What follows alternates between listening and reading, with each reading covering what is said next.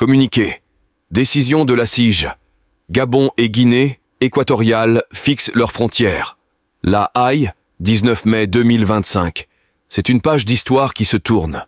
Ce lundi, la Cour internationale de justice, CIJ, a tranché un vieux litige entre le Gabon et la Guinée équatoriale, vieux de plus d'un siècle. Au cœur du conflit, 3 îles situées dans le golfe de Guinée, Mbagné, Cocotier et Konga, et 2 zones continentales, Ebébiyine et Mongomo. La Cour a donné raison à la Guinée équatoriale pour les îles.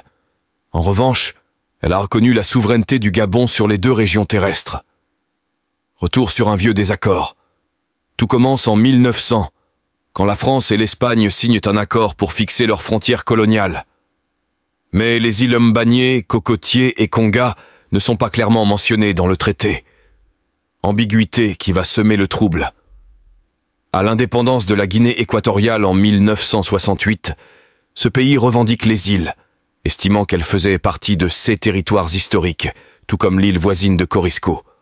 Le Gabon, lui, occupe l'île de Mbagné depuis 1972, en s'appuyant sur une convention de Bata signée en 1974. Problème. Cette convention n'a jamais été ratifiée, ni même retrouvée en version officielle. Dans les années 2000, la découverte de possibles réserves de pétrole autour des îles rend le conflit plus tendu. Finalement, en 2016, les 2 pays acceptent de faire appel à la CIJ. Le verdict. Les îles Mbagné, Cocotier et Konga reviennent à la Guinée équatoriale.